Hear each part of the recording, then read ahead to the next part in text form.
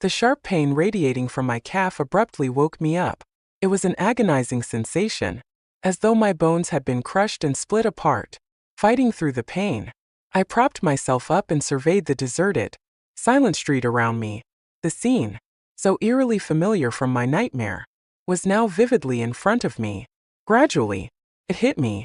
I had been reborn to the day of the accident, the one where the driver hit me and fled the scene. I lowered my gaze to the shattered watch on my wrist.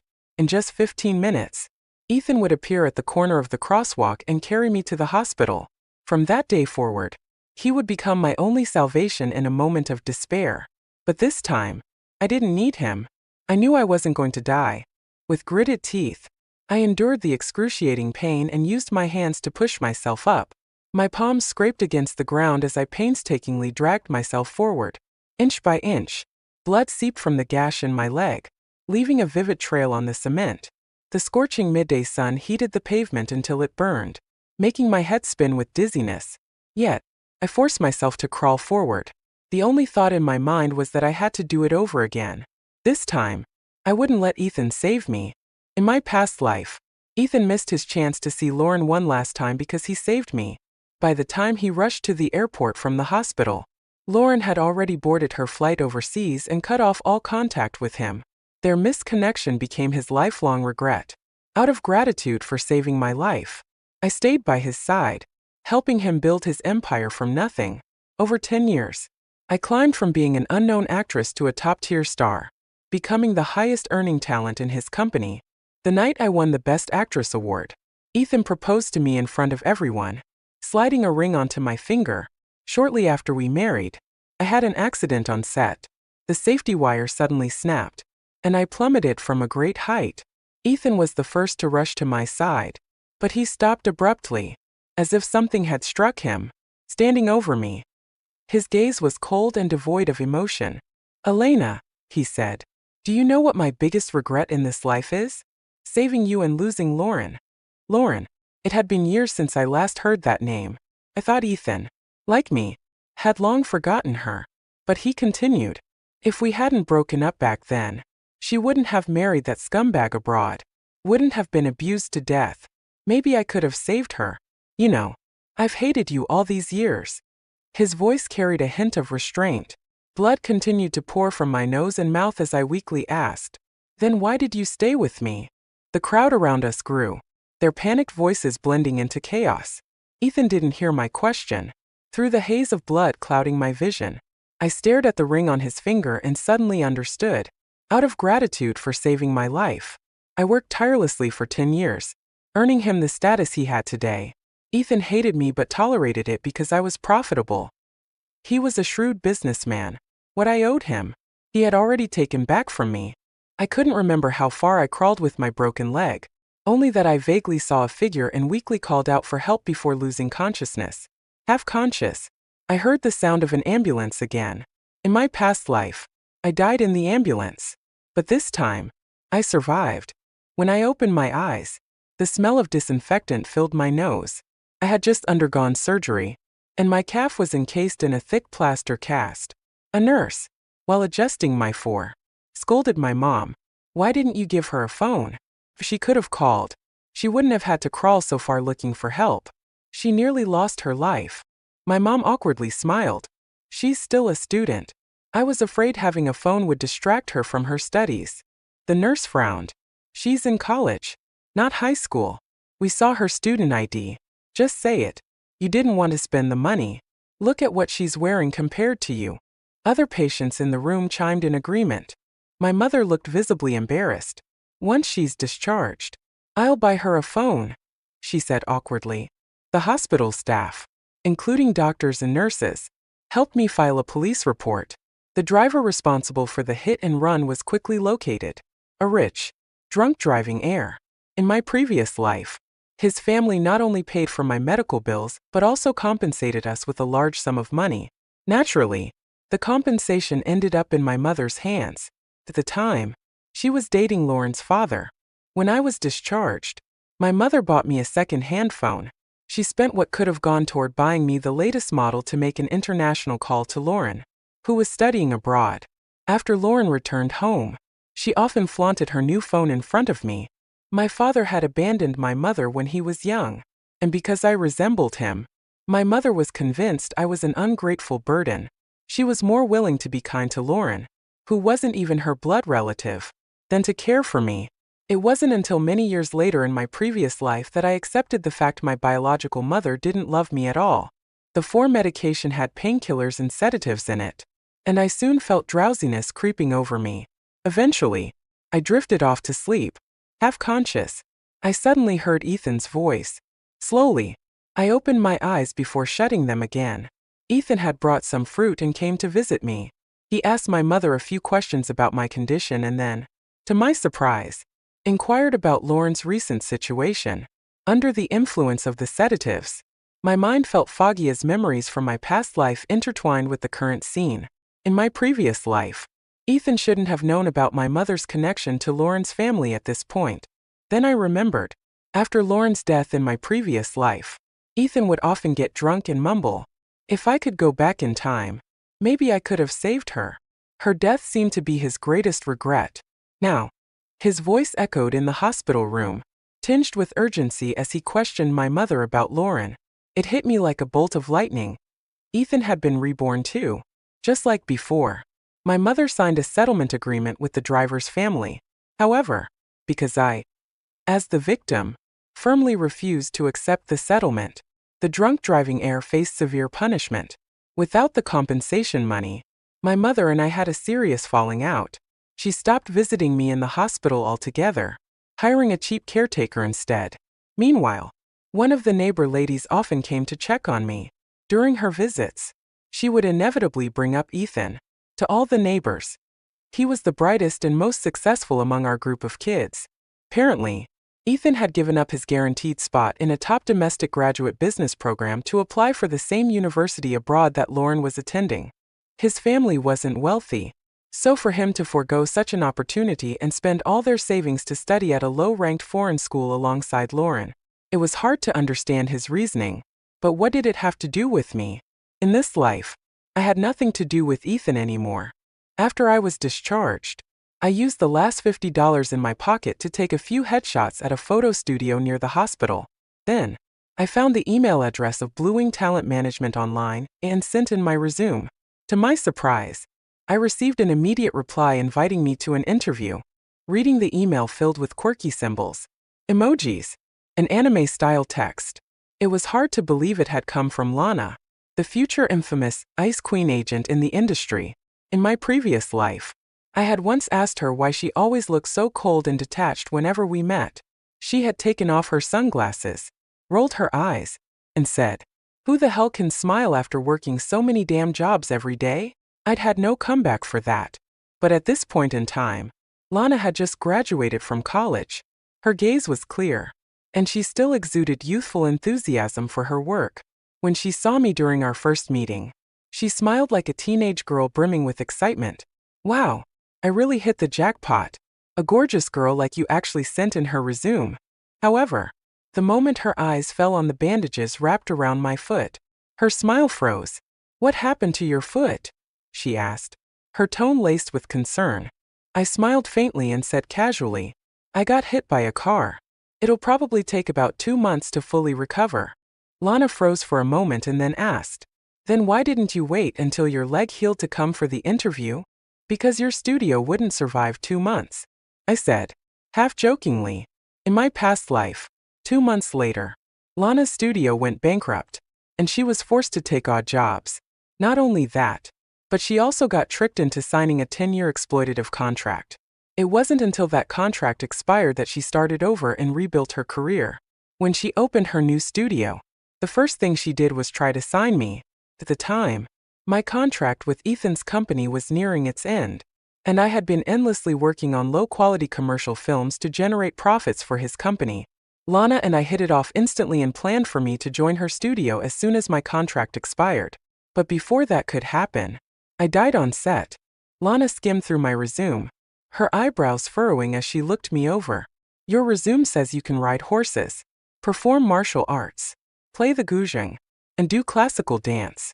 You didn't just make all this up for the interview, did you?" In my past life, I had indeed lied on my resume to secure roles, then scrambled to learn the skills in crash courses before shooting began. But this time, I wasn't bluffing. I shook my head. I'm not lying. I really can do all of that. Lana glanced at my bandaged foot and said coolly, "Fine, if you say so. Not like you can prove it now. Anyway." I took a deep breath and replied earnestly, "I can act, too. Want me to try out a scene?" Lana flipped through a few pages and handed me a script. I quickly memorized the lines and performed a short scene. Afterward, Lana stared at me, dumbfounded. "Wait, you're a finance major. How do you act better than trained drama students?" I coughed awkwardly and made up an excuse. Maybe it's because I did some theater performances back in school. Feeling a little guilty, I started flipping through the script in my hands. The screenplay was excellent. If it was brought to life, it would definitely be a hit. Lana's eyes sparkled with excitement. "You even know how to analyze scripts?" I smirked faintly. "I know a little bit of everything." As I turned to the final page, I froze when I saw the writer's name, Victor Hayes. My hand trembled slightly. In the future, Victor would become an internationally renowned director. But right now, he was just a small-time screenwriter. In my past life, I had tried several times to secure a role in one of his new films to transition my career, eventually landing a minor supporting role after many attempts. However, Ethan rejected the offer behind my back, claiming the pay was too low and the role unworthy of my status. The actress who replaced me went on to win Best Supporting Actress for that role and became a rising star overnight. Ironically, although Ethan had turned down the role, I became the target of media ridicule, labeled as short-sighted and a laughingstock in the industry. Lana quickly arranged an audition for me. Due to the film's low budget, there was hardly any competition for the lead role. Even with a limp, I managed to land the part. After the audition, Victor sighed, "You did really well, but we don't have enough funding to start shooting. The company is also buried in debt." He hesitated before continuing, "But there's a big company that's interested in the project. When they started auditioning actors for this script, Lana recommended me. I told you, this script is so good. There's no way the final film would be bad," she said confidently. However, in my past life, I had never heard of this movie. It turned out that Victor sold the script. The project was either shelved indefinitely or, worse, turned into a poorly made film that failed to make any impact. What a pity, I thought to myself. I lowered my voice and reminded Victor, "Aren't you worried that someone might butcher your script, turning it into something incomprehensible?" Victor froze for a moment. That shouldn't happen. Right. Why not?" I countered. "Just recently, a screenwriter friend of mine was in tears. The script he sold to Victory Studios was turned into a complete mess. Luckily, his name wasn't credited on the film, or he would have been humiliated." Lana glanced at Victor, whose face had gone pale. She asked softly, "You're not planning to sell this script to Victory Studios, are you?" Victor shook his head vigorously. "No, I'm not. I wouldn't sell it, not even if my life depended on it. The biggest obstacle to getting the film made was funding. Fortunately, Lana was incredibly skilled at securing investments. Victor shot a short segment of the film using the limited funds he had, and Lana took the demo reel to pitch to potential investors. Not long after, she successfully secured enough funding to greenlight the project. Filming was scheduled to start in 2 months, just in time for my leg to heal completely. Before heading to the set, I returned home to pack my things. Just like in my past life, my mother had sold our old house without even consulting me and was planning to move in with the neighbors. When I got home, I only took one thing, a stuffed doll that a kind neighbor had given me. As a child, my mother was often out late or didn't come home at all, and that doll was the only thing that kept me company at night. As I was carrying the doll down the stairs, I ran into Ethan. The last time I'd seen him, I was pretending to be asleep in the hospital bed. This was technically our first proper meeting since being reborn. In a community like ours, secrets didn't stay hidden for long. Word had already spread that Ethan had been expelled from school after getting into a fight over Lauren. However, after returning to the country, he and some college classmates started a company, making a significant amount of money within a month. When I got home, All the neighbors were praising him for being so accomplished. I avoided his gaze, walked past him without a word, and headed straight for the door. "Elena," Ethan suddenly called out, his voice warm. I don't think things between us were ever this distant. I didn't even pretend to acknowledge him. My footsteps faltered for just a second before I walked away without turning back. Lana, being the future star agent she was, managed to land me a few decent advertising deals even before the film premiered. My performance in those ads received positive feedback, helping me gain a small but growing following. It wasn't long before Lauren also returned to the country and debuted as an entertainer, signing with Ethan's new company. I remembered that in my past life, when I was just starting to gain fame, Lauren had also appeared in a few commercials, trying to enter the industry. However, her wealthy husband disapproved of her being in the spotlight, and she disappeared from the public eye shortly after, so it didn't surprise me that she was trying again in this life. Ethan was skilled at creating buzz, and Lauren participated in several variety shows under his company. Lauren quickly gained the title of the nation's first love, constantly trending on social media. Without even a single production credit, she was hyped as the next big thing. As her fame grew, so did her entourage. Now she had 2 or 3 assistants at her side at all times. I couldn't help but recall how, in my past life, when Ethan's company was just starting, there wasn't even a budget for an assistant. I had to do my own hair and makeup to save money. Looking at her now, the difference in treatment was crystal clear. Love or the lack thereof was painfully obvious. It wasn't long before I ran into Lauren backstage at a corporate event. From the start, she had always looked down on me, and now, standing before me, she resembled a peacock, her expression brimming with undisguised disdain. "Elena, you've done a few commercials. What makes you think you're qualified to attend an event like this?" she sneered. I smiled faintly. "Looks like you've been keeping an eye on me. You even know how many commercials I've done." Her expression stiffened momentarily before she plastered on a fake smile. "Oh, you didn't know? My boyfriend, Ethan, just started his own film company. My new show still needs a maid character. How about I ask him to cast you? You two were childhood friends, weren't you?" Her tone dripped with mockery, her words deliberately stretched out to insult me.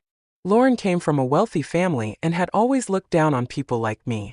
In her eyes, the poor were inherently inferior. Even the role she offered me, a maid, was meant to humiliate me. She had only started dating Ethan after noticing I had a crush on him. Before I could respond, Lana's laughter rang out behind me. Wow, this is something else. I've never seen someone cast an actor more experienced than themselves to share the screen. Elena is already playing a lead role in a film. Even if she agrees to play your maid, the audience will probably assume you're the supporting actress. Lauren scoffed coldly. Do you even have the money or resources to claim to be a lead actress? Keep dreaming. One of her assistants chimed in. These days, anyone can call themselves a movie star just by shooting a music video. Who knows what kind of film she's actually in? Lana's fiery temper flared, but she took a deep breath and suppressed her anger. She glanced at me and muttered, Forget it. Forget it. An agent's behavior reflects on their artist's image. I can't just go around biting back at dogs that bark at me." At this stage, both Victor and I were still newcomers. Without a promotional team, the film we worked on had gained zero attention. Even after shooting was complete, Victor was currently busy with distribution logistics, trying to get the film into theaters. As much as I wanted to put Lauren in her place, I couldn't afford to cause a scene and risk tarnishing the reputation of the movie or my role as its lead actress. I took a deep breath, hooked my arm through Lana's, and said, "Let's go. Next time. Next time." As we walked away, their mocking laughter trailed behind us. To them, our retreat only confirmed their assumption that we were insecure.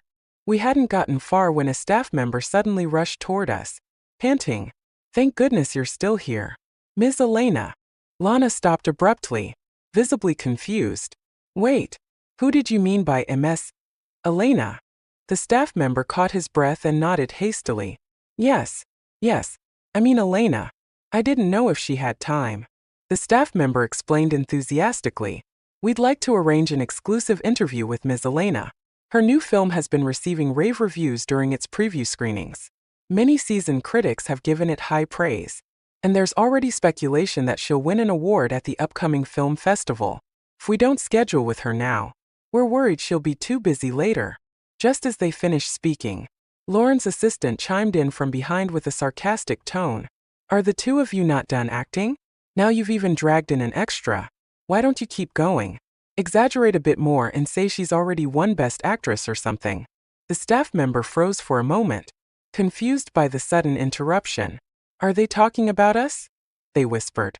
Lana, unfazed by the comments, broke into a wide grin. Ignore them. People like that are just bitter. Jealousy is a sickness. Before long, I was led into a private dressing room to get styled.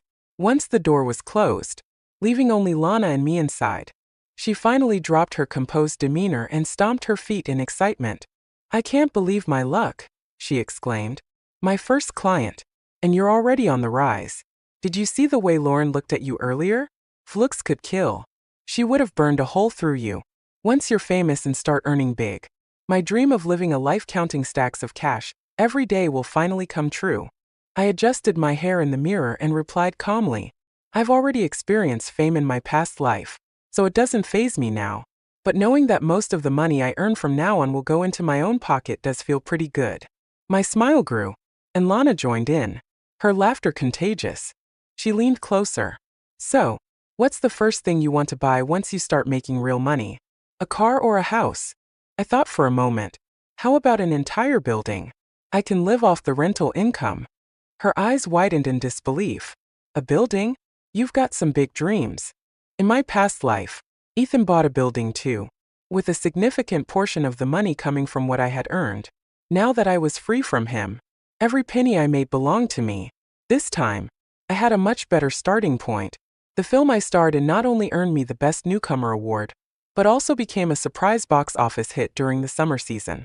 A low-budget suspense film had turned Victor into a rising name in the industry and cemented my status as one of the most sought-after new actresses. While my debut was a major success, Lauren wasn't content with playing supporting roles anymore. Ethan assigned her parts that had been breakout roles for other actresses in our past life, but none of her performances made an impact. Ethan, being reborn as well, used his knowledge from the previous timeline to amass a fortune through investments. To my surprise, this shrewd businessman poured an incredible amount of money into casting Lauren as the lead in a big-budget drama, even though she hadn't even mastered supporting roles. It was as if his infatuation had clouded his judgment entirely. Sitting next to me, Lana noticed my tense shoulders and gently patted me. You know, the casting director for that drama reached out to you first. I saw the script, and it's actually really good. But, well, money talks in this industry. Don't feel bad. There are plenty of great scripts waiting for you. I looked up at her, smiling. Great scripts are like chocolate, sweet for people, but deadly for dogs.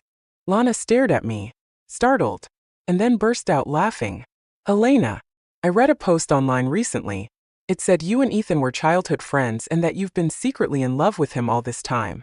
They're even speculating that you're losing your mind over him being with Lauren. Is that true? When I was younger, I might have had a crush on Ethan, but since being reborn, I felt nothing for him.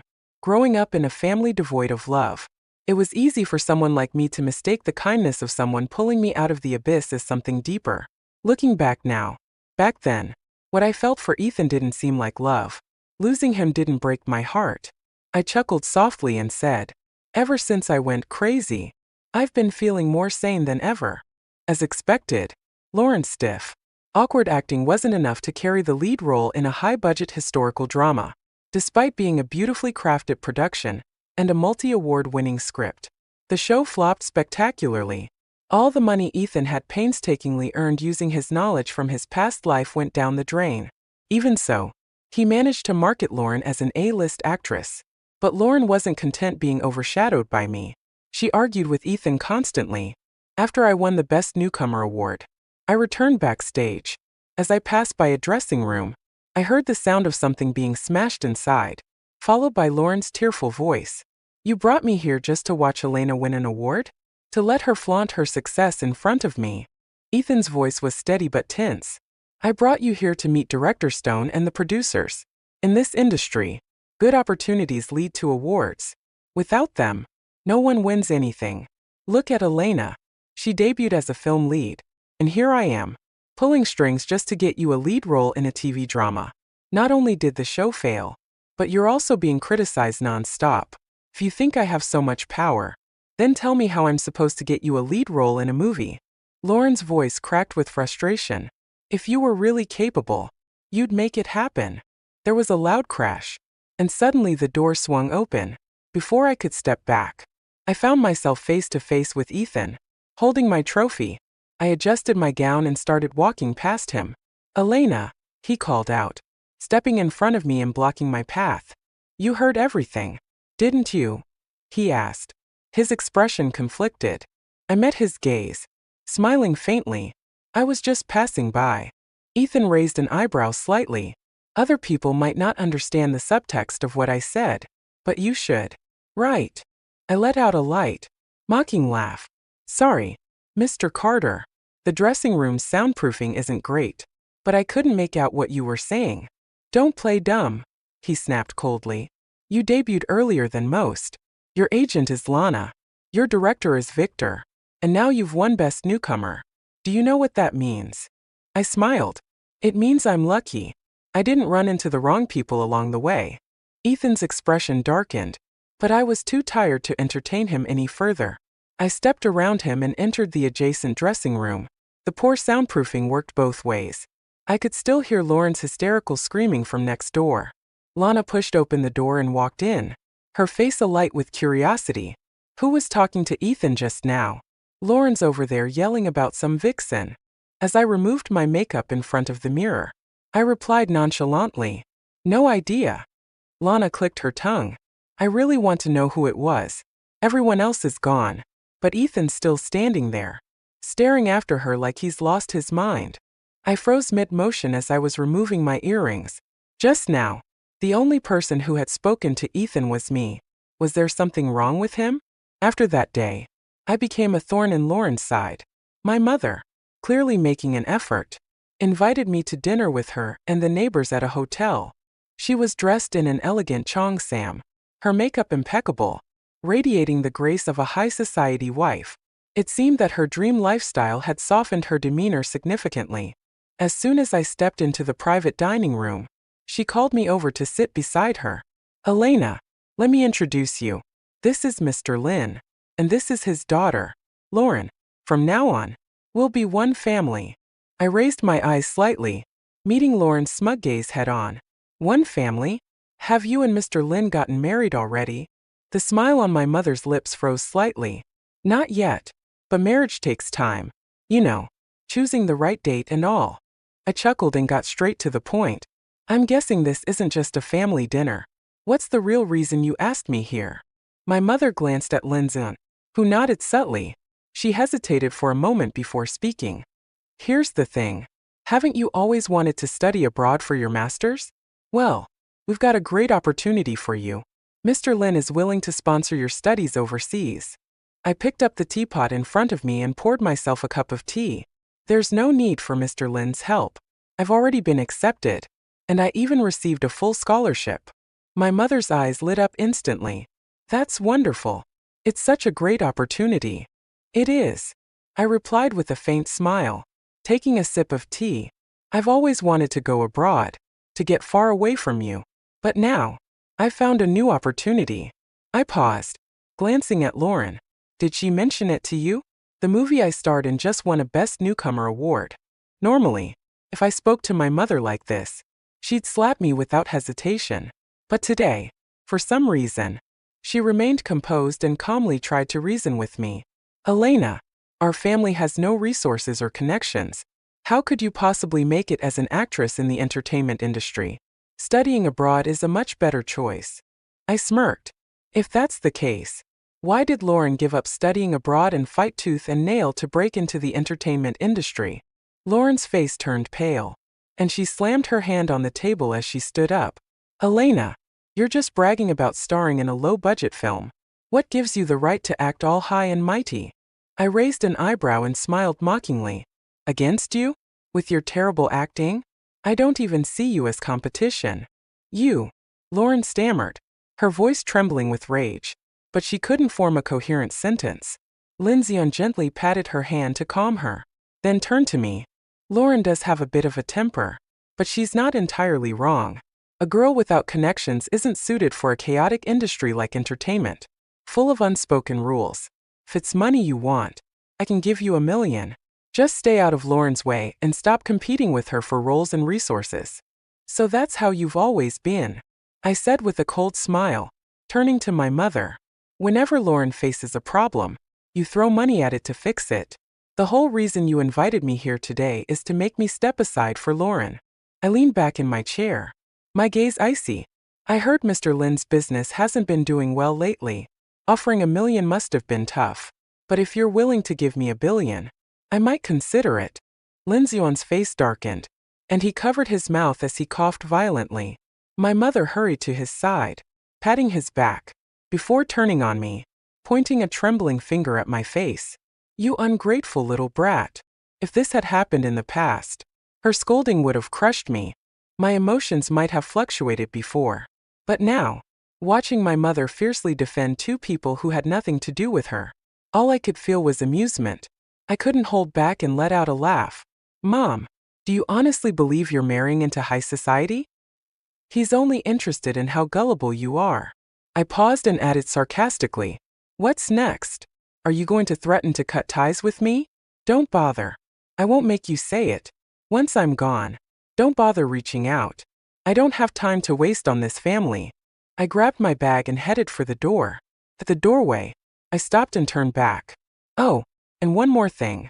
You said I was competing with Lauren for roles and resources? Have you lost your minds and your eyesight? Her new drama tanked because her acting is so terrible. It's become a laughingstock. The ratings are abysmal, and they can't even recoup production costs. Who's hiring her now? She doesn't even qualify to compete with me. Calling it a competition is a joke. Lauren completely lost it, shrieking as she lunged toward me. But I slammed the door in her distorted, furious face and walked away. Lauren and I debuted around the same time, so comparisons were inevitable. My first film earned me a prestigious Best Newcomer award, while she, due to her poor acting skills, failed to capitalize on what should have been a breakout role in a high-budget drama. She became synonymous with wasted resources. A proud woman like Lauren couldn't handle being overshadowed at every turn. Not long after, the internet became flooded with smear campaigns against me. One clip stood out, a shaky, blurry video where I appeared to viciously shove Lauren's head into a roadside ditch. The video quickly went viral, turning Lauren into a fragile victim.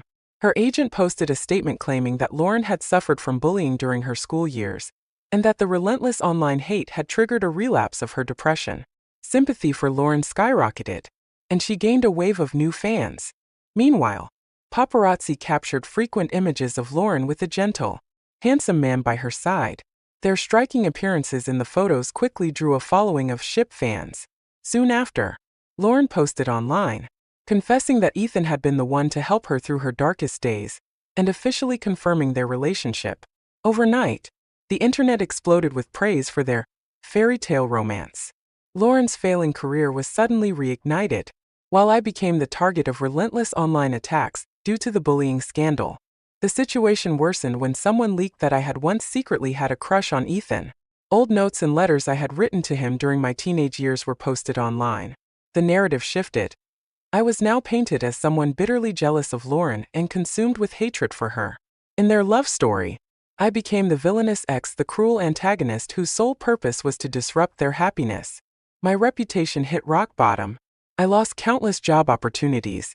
Even the mockery Lauren had previously faced for her bad acting was now twisted into a narrative of resilience, with netizens claiming it wasn't her fault, it was all Elena's doing.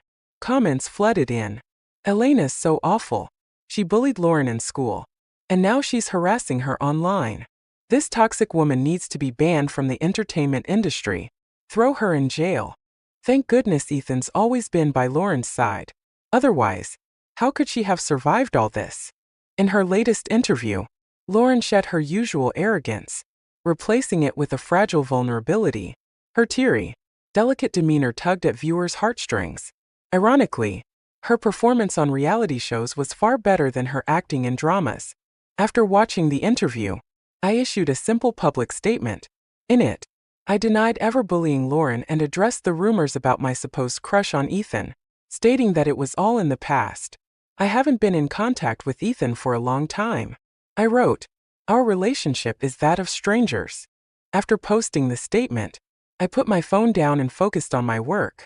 At the time, I was filming in an isolated desert location.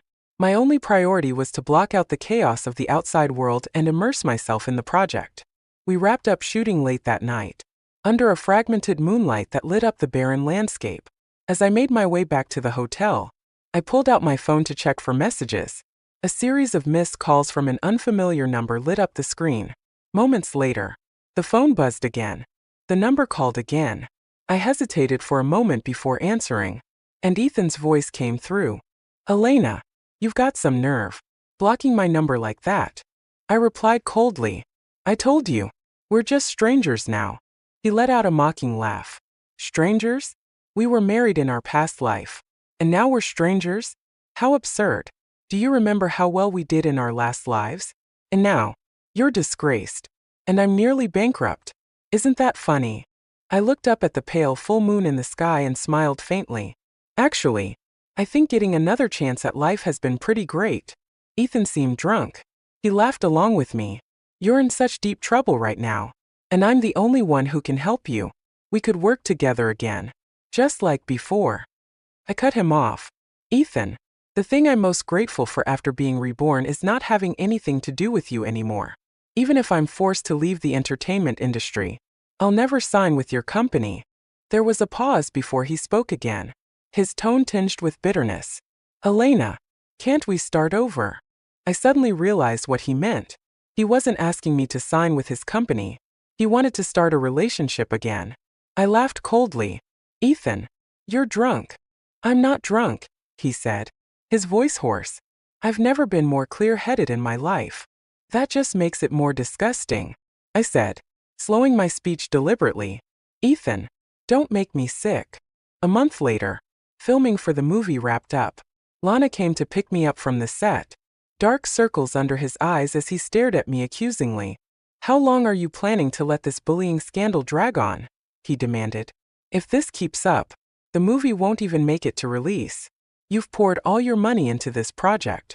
I smiled at his concern. "What? Worried about me? Didn't you invest all your savings too?" He sighed deeply. "If I lose my money, I can always work and earn it back. But if you leave the industry, what will you live on? Look at Ethan. He lost his money, and Lauren dumped him." I opened my phone, and the top trending topic was Lauren's public announcement of her amicable breakup with Ethan. The comments were filled with regretful fans. Lana leaned closer and lowered his voice. "There's no such thing as a fairy tale romance. I heard from a makeup artist friend that Lauren left him for a wealthy businessman." I chuckled. "So she dumped him. No wonder Ethan was acting crazy and calling me that night."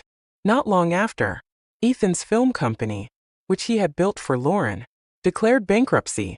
Lauren quickly signed with the new agency, but her first project with them didn't go smoothly. Rumors spread that she clashed with the director, constantly demanding script changes and more screen time. The director eventually kicked her off the set. Without Ethan, there was no one to cater to her whims. With no roles and no work, she announced a temporary hiatus from the industry and married the businessman. After Lauren's engagement, my mother called me unexpectedly. "A girl running around working all the time. How much can you even earn? Look at Lauren. She's smart. She married into a wealthy family while she's still young. And your scandals from school are all over the internet. How are you even going to stay in the entertainment industry? Good thing Mr. Lin found you a match from a well-off family," my mother said smugly. I let out a cold laugh. "Just say it. How much dowry money are you getting?" My mother instantly flew into a rage. "Elena, what kind of thing is that to say? I've worked so hard to plan your future, and you think I'm doing it for money?" I pulled the phone away from my ear to escape her sharp, shrill yelling. When her voice finally faded to the point I could barely hear it, I brought the phone back. "Let me ask you something," I said evenly. "Do you really believe it was me who bullied Lauren?" "There's no believing or not believing about it," she snapped. "The video of you shoving her into the ditch is all over the internet. After the scandal broke, the people around me, those who actually knew me, didn't believe I was capable of such a thing. Lana stuck by me, handling the PR and managing the relentless public backlash. Victor, too, decided to continue working with me on his second film. But my mother, she was the first to call, screaming at me for ruining her new family and demanding I go to the Lin family to kneel and apologize. To me, this so-called biological mother wasn't even worth considering a stranger. I no longer felt the need for her approval, nor did I care about any fabricated notions of familial ties. Without another word, I hung up and tossed my phone onto the couch beside me. As I sat back, my eyes caught a notification in the corner of my laptop screen. A long-awaited email had finally arrived. My fingers trembled slightly as I clicked it open, recognizing the sender's name, Dawn Hsin. She had been my best friend in high school. Dawn had transferred schools in our sophomore year, and after that, we lost touch. The email invited me to meet her at a tea shop near our old school. When I arrived, it was still before the school's dismissal time, so the shop was quiet, with only the two of us there. She placed a strawberry bubble tea in front of me before sitting across the table. In a soft voice, she said, "I'm sorry, I haven't reached out to you all these years." I held the bubble tea in my hands, looking at her. Her once round cheeks had thinned out considerably. She looked much slimmer than I remembered. I took a sip of the tea. It was my first sweet drink in ages, but the sweetness left an oddly bitter taste in my mouth.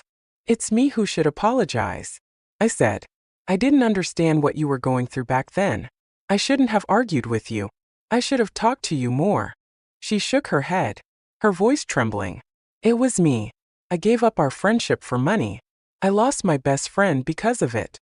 "Dawn," I said, lifting the cup in my hand and sniffing back tears. "Let's make up." Our cups clinked together mid-air, and we smiled at each other. Back in high school, we had a massive argument one evening after a late study session. It was outside the same tea shop. That day, I had snatched a phone from one of Lauren's minions. On the phone was a video of them bullying Dawn. I had said to her, my voice trembling with anger, "I finally have evidence of them harassing you. We'll go to the police and make sure they get what they deserve." But Dawn had looked away, unable to meet my eyes. "Let it go," she murmured. "You're afraid of their retaliation?" I demanded. "They only pick on the weak. After I shoved Lauren's head into the ditch last time, they didn't dare mess with you anymore. I'll protect you." "Elena," she said quietly, "I'm transferring to another school next semester. Lauren's dad already paid me compensation for what happened.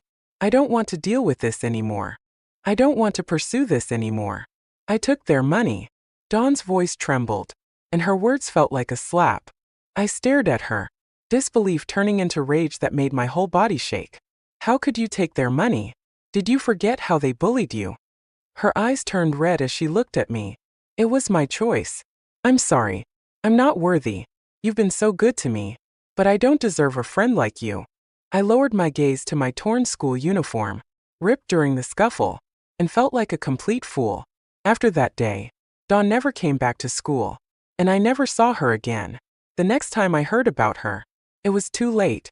She had taken her own life. That was when I found out why she accepted the compensation from Lauren's father. Her mother had been diagnosed with cancer, and she needed the money to pay for her treatment. Over time, the psychological toll of everything she'd endured led her to severe depression, and one freezing winter night, she ended her life. The biting wind that night was as cold as the guilt that gripped me when I learned the truth. I stood frozen, unable to process it all, regret flooding every corner of my heart. Why had I been so harsh during our last conversation? Why didn't I chase after her? Ask more questions? Even without her contact information, why hadn't I tried harder to find her? When I was reborn, the first thing I did was look for her. I walked on to the bus stop. She paused, turned back, and gave me a small smile. "I read all your emails. You still write the same silly stuff about seeing a bird in the morning or what you had for lunch. You wasted all that effort teaching me how to write essays." Feeling a little embarrassed, I laughed. "I thought you didn't read them." "You never replied." "I read them all," she admitted.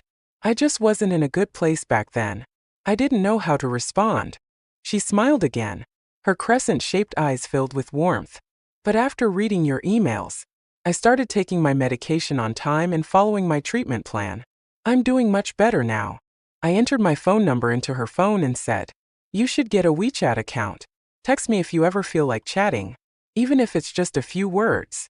She took her phone, slid it back into her bag, and asked, "Why didn't you explain yourself about the bullying allegations? You don't seem like someone who'd just sit back and take it." Before I could reply, she spoke again.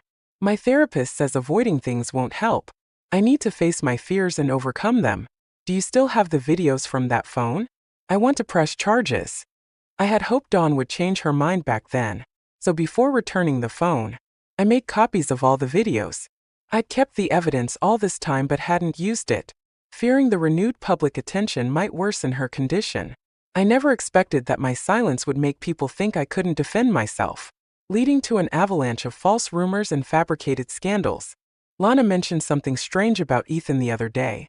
Apparently, Ethan had been desperately trying to find people to suppress the rising heat around the scandal, but by this point, the situation had spiraled out of control. Lauren kept throwing money to keep my name trending on social media, aiming to crush me. When she couldn't elevate herself by stepping on me, she decided to destroy me entirely. After returning home, I issued another statement. In it, I explained that the video showing me pushing Lauren's head into the ditch was taken completely out of context. What I did was in self-defense, retaliating against her bullying. The comments section was immediately flooded with hired bots. "Elena's storytelling skills are top-notch. What a load of nonsense. This bully is now trying to paint Lauren as the aggressor? Just quit the industry already. She's a mad dog lashing out before her inevitable downfall. Who's even buying this story? Delete your statement before Lauren sues you for defamation." A few former classmates from high school, who knew the truth, tried to defend me in the comments. However, their words were quickly buried under an avalanche of hateful replies. Worse, there were even fake accounts claiming to be my classmates. Their fabricated stories cemented my reputation as the high school bully. Lies, repeated often enough, started to sound like truth. In an effort to salvage my reputation, Lana posted my prestigious university diploma and various academic and extracurricular awards I had won during high school and college. But it didn't help. My public image had reached rock bottom. Offers for projects and events dried up, leaving me with no work. I spent my days sleeping in, unaffected on the surface, though Lana began to wonder if I was secretly a capybara reincarnated, given my calm demeanor. In reality, I wasn't calm. I had simply lived through enough ups and downs in my past life to understand that panic and anxiety solved nothing. If anything, resting and saving my energy was a far better use of time. I was jolted awake one afternoon by a call from Lana. "Babe, get online right now. You've been vindicated." I sat up and opened my phone, pulling up the trending news. It was the full version of the bullying video. The clip began with Lauren trapping Dawn in a secluded alley. She slowly walked up to Dawn and pressed a lit cigarette against the back of her hand. Her entourage then grabbed Dawn, ripping at her clothes. Just as they held her down, I burst onto the scene, looking like I'd lost my mind.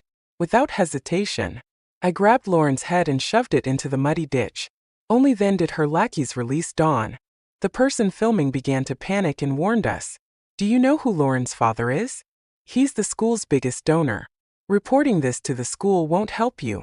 I stared them down coldly. "If the school won't do anything, then we'll go to the police." Lauren, her face now smeared with mud, screamed hysterically, "Do you even have evidence? You poor losers can't afford a lawyer. I can just send out a few text screenshots and blurry photos, claim she's broke and turning to prostitution, and ruin her life.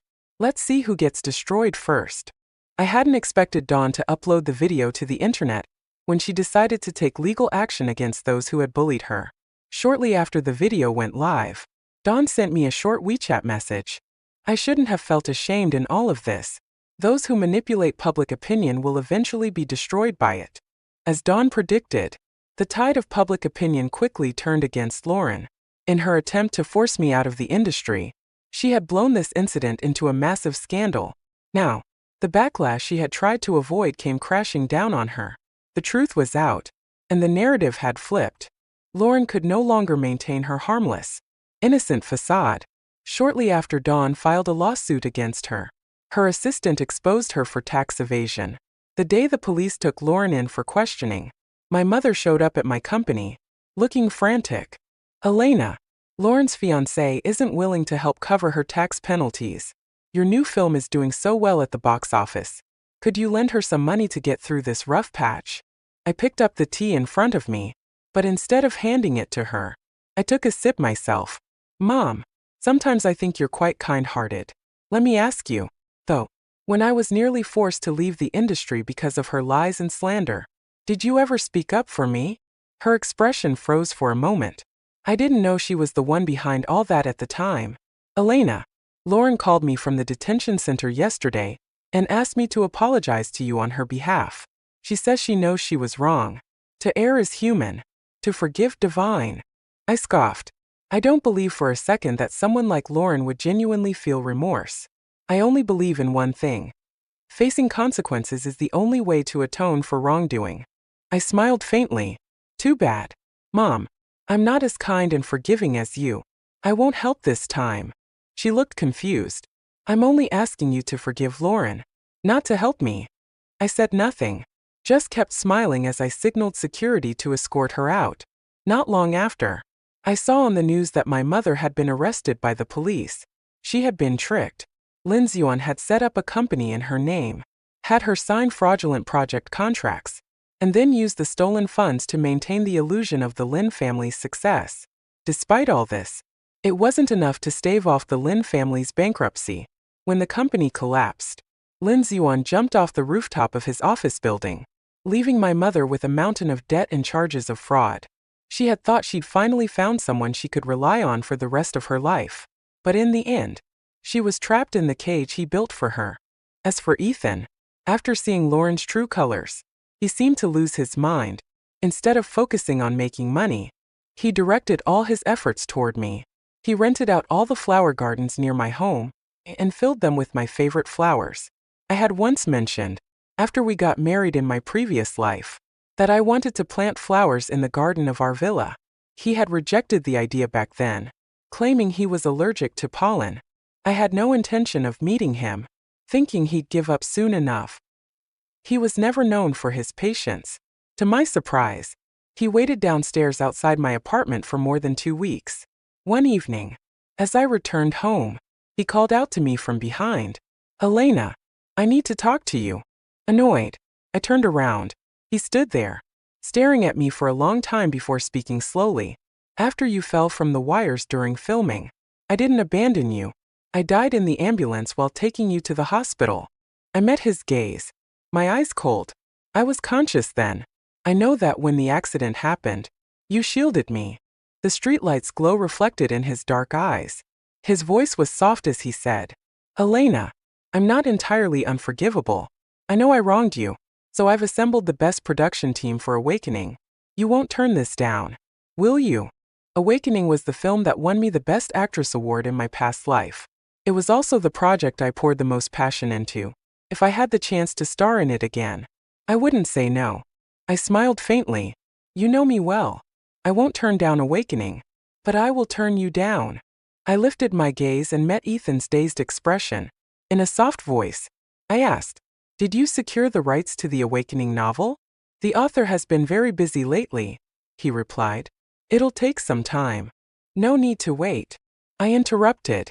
This time, it won't be as easy for you to get the rights as it was in the past. You might not have noticed before, but the author's real name is Dawn Hsin. Ethan's fists clenched tightly, and he stood silently for a long moment before forcing a bitter smile. Elena, I've lost this gamble, and once again, you've won. I didn't reply.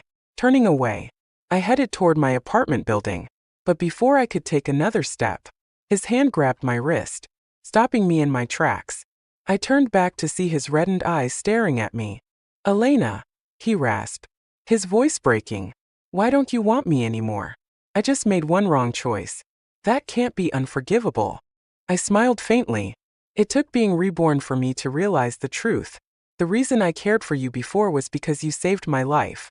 But now, there's nothing between us. No connection. No feelings. His voice softened.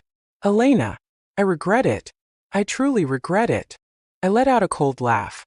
I heard Lauren and her wealthy boyfriend broke up. She's beyond saving. Maybe you can go redeem your white moonlight instead. Yanking my wrist free from his grip, I slapped him hard across the face.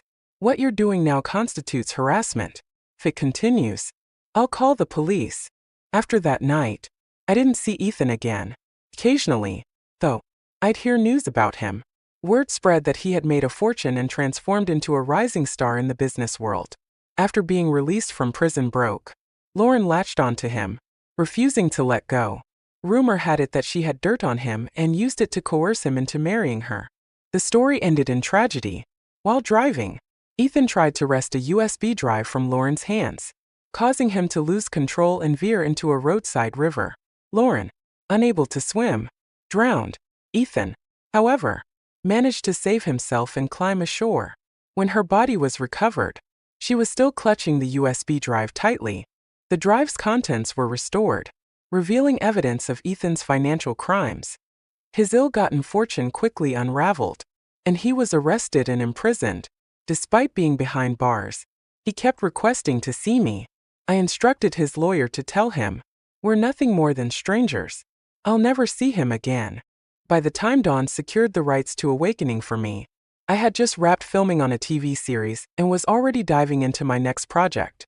Just like in my past life, the film received widespread acclaim after its release, and I earned the Best Actress award for my performance. Backstage at the awards ceremony, Dawn ordered me a strawberry bubble tea. By then, he was already on a plane heading abroad. In my previous life, Dawn hadn't lived to see this film's premiere. This time, he told me it brought the brave and resilient girl he once knew back to life, giving him the courage to start over. He planned to pursue his education abroad, something he hadn't been able to complete before dropping out due to bullying. I set the trophy down and cradled the cup of bubble tea as I walked to the floor-to-ceiling window. Night had fallen, and the last trace of the sunset had disappeared over the horizon. Neon lights lit up the city in vivid, dazzling colors. Through the glass, I watched as a few snowflakes drifted gently down, their purity and chill marking the season's first snowfall. The snow fell thicker and faster, blanketing the city in white. A few delicate flakes floated in through the slightly open window, landing softly in my palm. Cold, clean, and fleetingly beautiful. Slowly, the snow melted. After the harsh winter, my spring would undoubtedly arrive as promised.